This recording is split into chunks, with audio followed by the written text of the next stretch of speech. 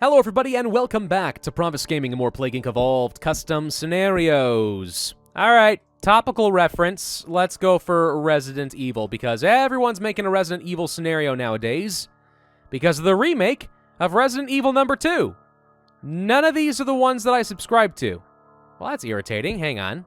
There it is. This one's actually been making its way toward the popular tab of Steam, so there we go. Little Nugget made this one.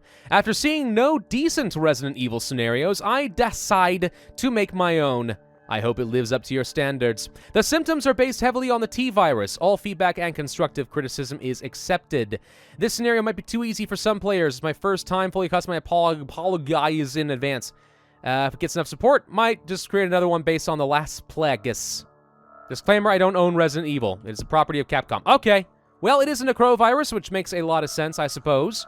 Though I can't say that my knowledge of Resident Evil 2 is very strong, at all. I did not get into the Resident Evil games, really. I have seen some of the more recent ones and watched, some playthroughs. And Resident Evil 7 was not bad. It was creepy, that's for sure. Resident Evil 2, though? I don't know. I know nothing about it. But it's interesting that they're doing a remake of that. Catalytic Switch, Darwinist, Aquasonic Extremophile, and Dopamine Inhibitor.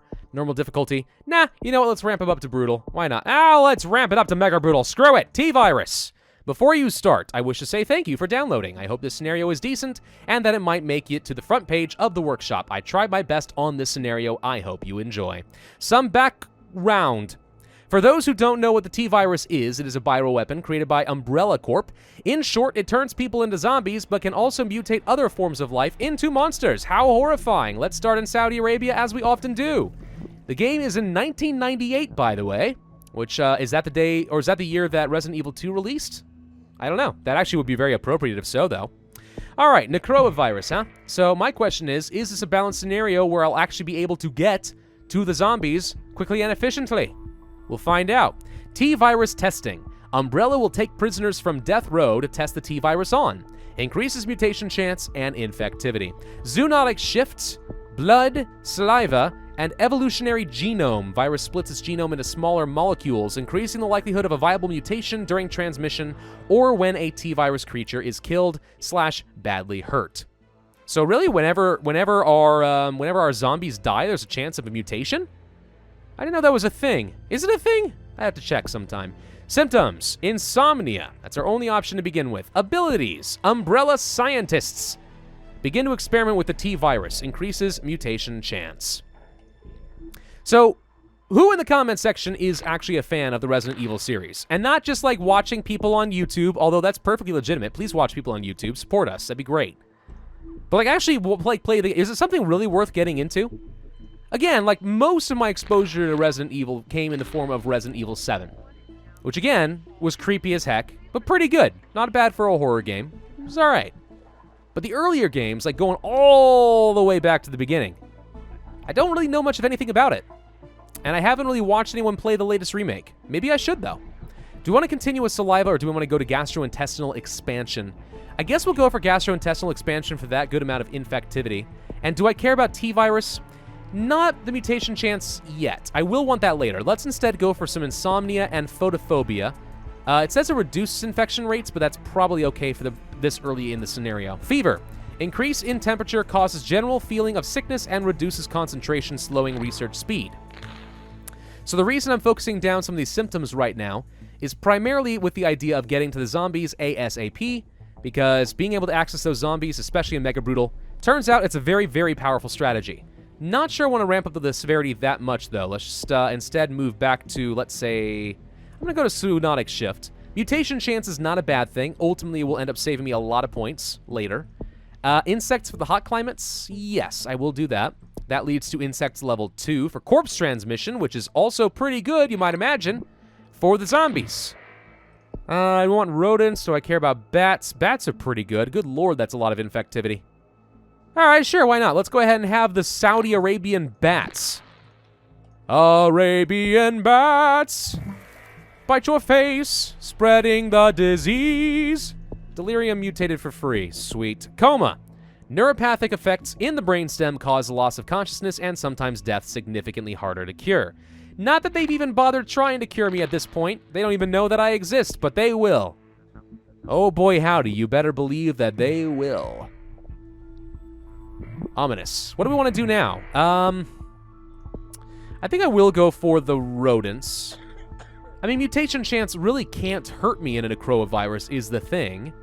Having a lot of mutation chance should just increase your odds of getting to the zombies faster, and once you get there, as long as they haven't cut off your ability to use the hordes to cross to the island nations, it's really no skin off your back. Let's see, do I want to go for birds? T-virus testing? Blood? I don't know if there's really much point in going for saliva. Not really. I mean, it seems good and all, but it doesn't give you any particular bonus in a transmission type. Blood, on the other hand, gives me some poor countries, which sounds pretty good. Rodent and urban, like that a lot.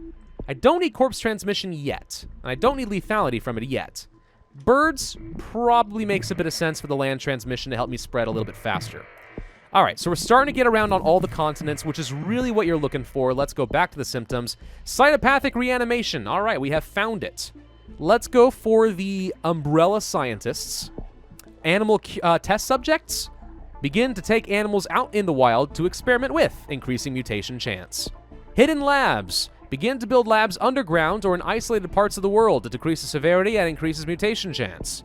Funding. Some governments will start to fund umbrella experiments. Crony capitalism at its finest. Gives bonus in urban and wealthy countries and mutation chance. That sounds really good. Bribes. Umbrella will bribe authorities to keep quiet about their experiments, reducing severity. I don't care about severity. Let the world know. Remember, zombies are affected by the severity stat. Their effectiveness in killing people and spreading the virus is determined by the severity stat. So reducing severity sounds good in the early game to spread the disease around, but in the long term is actually a hindrance, and nothing good can come of it. Let's go for funding, though. USS, Umbrella Security Service. Oh, sorry, Sarabki. They will direct attention away from the T-virus experiments and prevent word of it from getting out. European Research Team, located in Europe, increases mutation chance. Needed to unlock Nemesis? I don't know what that is, but that sounds pretty fun. Life manipulation. There is a lot of abilities here. Umbrella will begin to use the T-virus to create new life forms by various means, increasing mutation chance. Russian research team, who create the cybernetic tyrant known as Talos. Okay, there's some references going around here that I can't say that I know much of anything about, but color me curious. I'm gonna go for the birds and the insects. And then we're going to save it for the cytopathic... Oh, there it is. Never mind. Cytopathic reanimation has begun. Abilities. Let's go for the Horde Instinct. Always a good start. We have a whole load of new stuff. Alligators. Exposed to the T-virus will become massive in size and have been shown to have increased resistance to damage, giving a combat advantage. Yawn. A snake injected with the T-virus, which increased its size. It uses deadly venom to kill its prey. What does that have to do with yawn, though? Mutated spiders. Spiders infected give combat advantage and severity. Moth, gigantic moths. They attack by spraying poison. That is not a thing that moths are able to do, but okay. Hunters, reptilian humanoid creatures that can leap and attack using claws, giving combat advantage. Zombie dogs, Cerberus. Dogs have now become susceptible to the virus. Increases severity and gives combat advantage. Fido, no! Crows, exposed to T-virus. They will swarm and peck their prey to death. Reminds me of CK2. Literal murder of crows. Lickers. Blech. Lickers are blind, skinless monsters with claws and elongated tongues used to attack prey. Gives a combat advantage. Ew, ew, ew. Ew, ew, ew. Ew, ew, ew. Ew, ew, ew. All right, let's go for the lickers. Why not? Beta lickers. Created with a mutated strain, giving even more combat advantage. Lurker, frogs. They attack anything that moves and swallows them whole. Bats. They attack in mobs, increase severity, and adds a combat advantage. I mean, I'm going to go ahead and grab T-virus testing for the extra mutation chance and kind of let things play out how it wills. And we will go for the evolutionary genome. I'm just going to stack up mutation chance, and we're just going to kind of see what happens. Let's just stack it up. It seems fun. I like mutation chance. Let's make sure we go from the UK up to Greenland. I want to make sure I get into all those islands. What else are we missing? Caribbean? All right, let's have a reverse Bay of Pigs moment over here. There we go. Mutated spiders. Of course it would start with the spiders. I apologize to all you arachnophobes who might be watching right now, but I don't actually pity you at all. Russian research team, do we want this? All right, let's pick that up. Life manipulation, mutation chance, hidden labs. Mutation chance with animal test subjects. All right, pick that up. That leads to human experimentation. I mean, really, we're just ramping up mutation chance like crazy. There's hunters, so we get that one for free now. We are in everywhere but Iceland, and the zombies are still on their way to Greenland, but guess what? They set up a base in freaking Greenland. All right, let's go for horde mentality. Engorged quadriceps. Improve their speed. Sounds good in theory, but let's instead just have a Canadian invasion. Pleased to meet you, eh? Now time to die, eh? All right, ZCOM's activated in Greenland. Let's see if we can get in there. Island nations. Never a fun place to have to deal with the ZCOM. Let's go ahead and get a presence in Iceland. They're growing stronger here. Beta hunters. And they want to set up a new base, do they? That's fine, by all means. Set up a base in Russia. See how well that works out for you. All right, symptoms, what do we got? So we have our hunters, we have beta hunters. Better reaction time. Hunter Gamma. These are creatures created by T-virus exposure to amphibian eggs. They are frog-like in appearance and give combat advantage. Chimera. A failed umbrella bioweapon. They are a mix of insect and human DNA. Blech. I'm going to go for the alligators because I like the idea of alligators. Ivy, poison ivy. Some plants mutate into an ivy. They grab and spew poison at their prey. How about the bats? That leads to leeches. These are mutated leeches, not with an extra E there, that spread the T-virus, gives combat advantage and severity boost, and can infect corpses. Seems good. Queen Leech, the leader of the leeches, and is being made of them. Coordinates and commands, the leeches, giving them a combat advantage. All right. Leech Zombie, a zombie formed out of leeches. This is disgusting. Can sustain more damage and stretch arms to grab prey. Gives a combat advantage. Tyrant Inferior. Some zombies mutate into a semi-tyrant. Increases severity. There's no consistency in the spelling of severity at all, is there? And gives combat advantage. This was a cut enemy from Resident Evil 2. Really? Didn't know that. I don't know any of those things. Stinger. So, scorpions, Centurion with the centipedes, Tyrant. Stronger humanoid virus mutants with increased strength and durability, giving a combat advantage. All right, well, let's see how fast we can attack Greenland and hopefully beat them down. I'm not getting a lot of DNA at this point, so let's see what happens. But we've basically infected the entire population of Greenland right off the bat, right? Yeah, they can't fight me off. They thought they were growing stronger, but they were wrong. Tyrants, mutated tyrants, combat advantage, meh. Beta lickers, evolved lickers, evolved versions of the normal lickers. They have longer claws and are more resistant to damage. Albinoid, a salamander infected with the T-virus. It is able to electrocute its prey. You know, personally, I've never thought of a salamander as electric in any way. It's electric, boogie woogie woogie.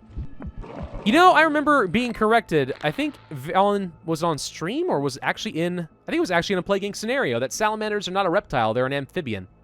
I didn't know that at the time. I learned something that day. All right, ZCOM has been utterly destroyed. Zombies are everywhere, and actually, most of the world's already dead. The zombies are, like, not sticking around at all.